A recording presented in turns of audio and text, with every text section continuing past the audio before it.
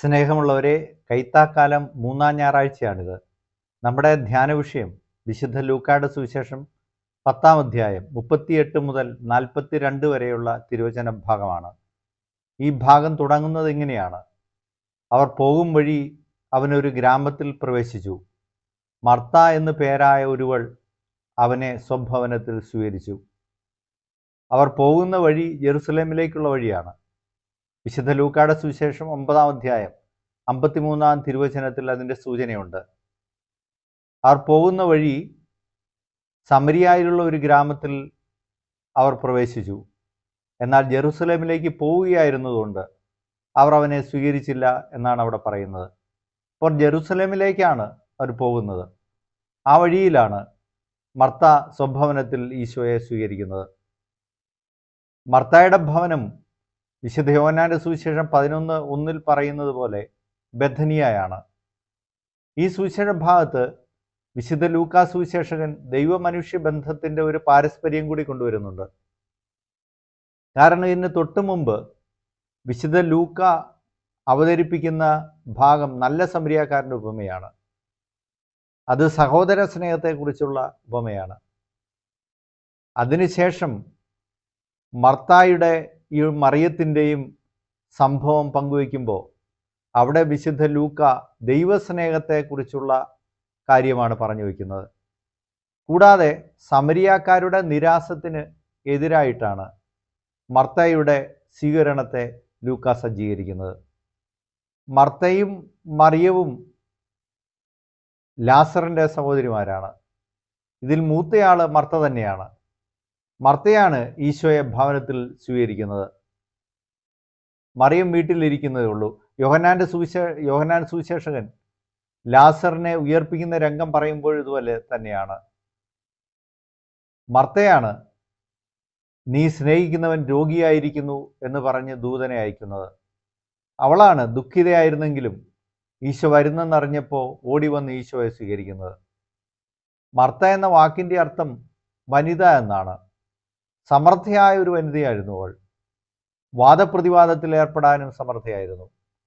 അങ്ങനെ ഈശോയുമായി വാദപ്രതിവാദത്തിൽ ഏർപ്പെടുന്ന സമയത്താണ് മഹത്തായ ഉജ്ജ്വലമായ ആ വാക്യം ഈശോ പറയുന്നത്: വഴിയും സത്യവും ജീവനും ഞാനാണ്.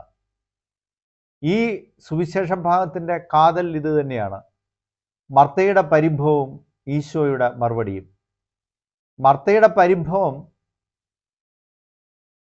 മറിയം ജോലി കാര്യങ്ങളിൽ സഹായിക്കുന്നില്ല എന്നുള്ളതാണ്. ഈശോയുടെ അടുത്തിരുന്ന് വചനം കേൾക്കണമെന്ന് മർത്തയ്ക്കും താല്പര്യമുണ്ട്. പക്ഷേ ഈശോയെ സൽക്കരിക്കണമല്ലോ, അതിന് മറിയം സഹായിക്കുന്നില്ല. അതാണ് മർത്തയുടെ പരിഭവം. അത് പക്ഷേ അവൾ ഉള്ളിൽ സൂക്ഷിച്ച് അത് മറച്ചു വെച്ച് പെരുമാറുന്നില്ല. മറിച്ച് ഈശോയുടെ അടുത്ത് വന്ന് അവളത് സത്യസന്ധമായിട്ട് തന്നെ പറയുകയാണ്. പ്രിയപ്പെട്ടവർ, ഈ ഭാഗം തരുന്ന ആദ്യ പ്രായോഗിക ചിന്ത അതുതന്നെയാണ്. നമ്മുടെ അസ്വസ്ഥതകൾ നമ്മൾ ദൈവസ്ഥാനീയരായ ആളുകളുമായി പങ്കുവയ്ക്കാറുണ്ടോ? പലപ്പോഴും നമ്മുടെ പ്രശ്നം, നമ്മുടെ അസ്വസ്ഥതകൾ നമ്മുടെ ഉള്ളിലേക്ക് തന്നെ നമ്മൾ ഒതുക്കുന്നു എന്നുള്ളതാണ്. അതവിടെ നിന്ന് കോപവും അസൂയയും വെറുപ്പും വൈരാഗ്യവും പ്രതികാര ചിന്തയും ഒക്കെ ആയിട്ട് വളർന്നു പോകുന്നു. അപ്പോൾ മർത്ത തരുന്ന ഏറ്റവും വലിയ പാഠം നമ്മുടെ അസ്വസ്ഥതകളെ മൂടി വയ്ക്കാതെ ദൈവസ്ഥാനത്തുള്ള ആളുകളുമായി പങ്കുവയ്ക്കുക എന്നാണ്. ഒരു സംഭവം ഓർക്കുന്നത് കുറേ കാലങ്ങൾക്ക് മുമ്പ് നടന്ന ഒരു സംഭവമാണ്. ഒരു വീട്ടിൽ 2 ആൺമക്കളാണ് സമാധാനത്തോടു കൂടി പോയിരുന്ന ഭവനം. മൂത്ത മകൻ വിവാഹം കഴിച്ചു. ഒരു പ്രശ്നമല്ല, കുടുംബ സമാധാനത്തിൽ തന്നെ പോകുന്നു. പക്ഷേ രണ്ടാമത്തെ മകൻ വിവാഹം കഴിച്ചതിന് ശേഷം കുടുംബത്തിൽ അസ്വസ്ഥതകൾ ഉണ്ടാകാൻ തുടങ്ങി. ആദ്യ മകൻ്റെ ഭാര്യ അമ്മായിയമ്മയുമായിട്ട് എന്നും കലഹിക്കാൻ തുടങ്ങിയാണ്. ഇവിടെ ഇനി ജീവിക്കാൻ പറ്റില്ല എന്ന് ഭർത്താവിനോട് അവൾ തീർത്തു പറയുകയാണ്. പലരും മധ്യസ്ഥത്തിന് വന്നു. പഞ്ചായത്ത് പ്രസിഡന്റ് പോലും മധ്യസ്ഥത്തിന് വന്നു. പക്ഷെ കൂടുതൽ വഷളാവുകയാണ് ഉണ്ടായത്. പിന്നീട് പോലീസിലെത്തി കാര്യങ്ങൾ. അവസാനം സഹികെട്ട നിരാശനായിട്ടുള്ള അമ്മായിയപ്പൻ ഇടവയിൽ വികാരിയച്ഛൻ്റെ അടുത്ത് എന്ന് പറയണം. അപ്പോൾ ഒരുപാട് കാലങ്ങൾ കഴിഞ്ഞിരുന്നു. അസ്വസ്ഥതകൾ അതിൻ്റെ മൂർച്ചയിലെത്തിയിരുന്നു. വികാരിച്ചൻ്റെ അടുത്ത് കാര്യങ്ങൾ പറഞ്ഞു. വികാരിച്ചൻ രണ്ടുപേരെയും വിളിപ്പിച്ചു. സംഭാഷണത്തിനിടയിൽ അമ്മായിയപ്പൻ പറഞ്ഞു, മൂത്ത മകൾ ഉണ്ടാക്കുന്ന കറികളൊക്കെ നല്ല രുചികരമാണ്. കാര്യങ്ങൾ മനസ്സിലായി വികാരിച്ചന്. ഇളയ മകള് സമർത്ഥയായതിനാൽ അവളെ പലപ്പോഴും അമ്മായിയമ്മ പുകഴ്ത്തുമായിരുന്നു. പൊതുവെ ഉൾവലിയുന്ന പ്രകൃതക്കാരിയായ മൂത്ത മകൾക്ക് ഈ അമ്മായിയമ്മയുടെ പുകഴ്ച കൂടി കേൾക്കുമ്പോൾ സഹിക്കാൻ പറ്റാതെ പോയി. അങ്ങനെ അവൾ എല്ലാ കാര്യത്തിലും ഉൾവലിഞ്ഞ് അകത്തോട്ട് പോയി. അങ്ങനെയാണ് അവിടെ പ്രശ്നം ഉണ്ടായത്. വികാരിച്ചൻ ഫോർമുല പറഞ്ഞു. മൂത്തവള് നല്ല രുചികരമായ കറികൾ ഉണ്ടാക്കാൻ സമർത്ഥയാണല്ലോ, അവൾ അടുക്കള കാര്യങ്ങളൊക്കെ കൈകാര്യം ചെയ്യട്ടെ, എന്തൊക്കെ വാങ്ങണമെന്നൊക്കെ അവൾ നിശ്ചയിക്കട്ടെ. വീടിൻ്റെ ബാക്കി കാര്യങ്ങളൊക്കെ, വൃത്തിയും മെനയാക്കുന്നതും മറ്റു കാര്യങ്ങളൊക്കെ, ഇൻറ്റീരിയർ ഡെക്കറേഷൻ ഉൾപ്പെടെയുള്ള കാര്യങ്ങൾ ഇളയ മകൾ ചെയ്യട്ടെ. ദീർഘകാലം പരിഹാരമില്ലാതിരുന്ന കാര്യത്തിന് വളരെ എളുപ്പത്തിൽ പരിഹാരമുണ്ടായി.